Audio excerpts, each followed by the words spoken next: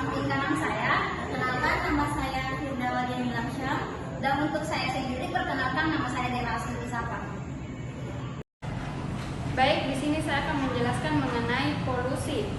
Polusi adalah suatu yang terjadi akibat adanya campuran antara zat-zat yang berbahaya dengan lingkungan, baik itu udara, tanah, air, ataupun suara. Polusi dapat berasal dari sumber alami atau buatan manusia dan dapat menimbulkan dampak negatif bagi kesehatan dan keseimbangan ekosistem. Selanjutnya, faktor-faktor penyebab polusi. Adapun faktor-faktor penyebab polusi yaitu yang pertama, faktor alami, dan yang kedua, faktor manusia.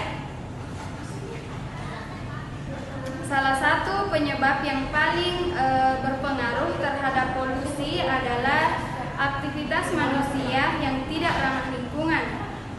Manusia seringkali menggunakan sumber daya alam secara berlebihan, menghasilkan limbah yang tidak terkelola dengan baik, dan menggunakan teknologi yang tidak ramah lingkungan.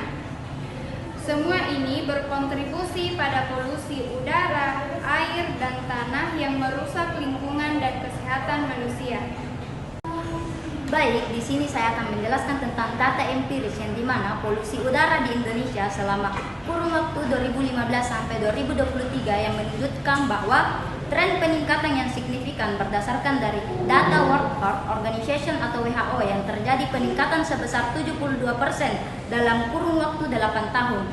Selanjutnya saya akan membahas tentang solusi yang dimana solusi dan penanganan terhadap polusi terbagi menjadi 5 poin. Yang pertama tentang penggunaan energi yang terbarukan, yang kedua transportasi yang berkelanjutan, yang ketiga pengelolaan sampah yaitu adanya penyediaan tempat sampah yang tersedia di tempat umum. Yang kelima tentang penegakan hukum dan kendaraan dalam masyarakat. Adapun penegakan hukum yaitu dengan pemerintah yang mengeluarkan peraturan tentang tidak membuang limbah pabrik sembarangan.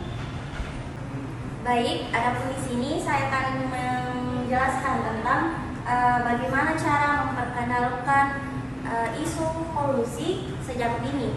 Adapun cara-caranya itu terdapat berbagai cara. Yang pertama, menggunakan buku cerita anak tentang polusi.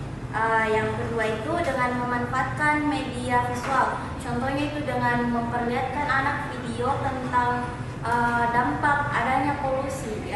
Adapun medianya itu media visual ini yaitu dengan contohnya itu dengan media yang kartun. Yang ketiga itu berbagi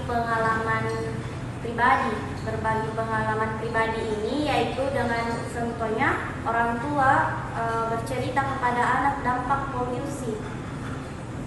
Yang selanjutnya itu melibatkan anak dalam kegiatan kesadaran lingkungan dengan mengajak anak untuk membersihkan lingkungan. Contohnya itu contoh kecilnya itu dengan membersihkan lingkungan rumahnya. Yang terakhir yaitu mengajarkan prinsip kebersihan lingkungan.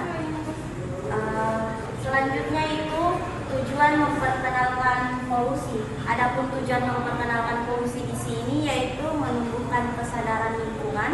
Yang kedua mendorong partisipasi anak secara aktif. Selanjutnya yaitu membangun kemampuan sosial anak serta empatinya.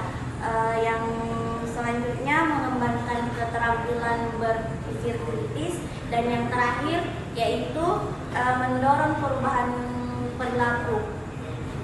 Baik, itu saja pemaparan kami terkait tentang polusi.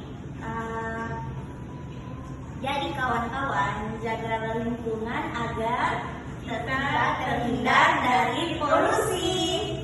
Sekian dari kami. Wassalamualaikum warahmatullahi wabarakatuh.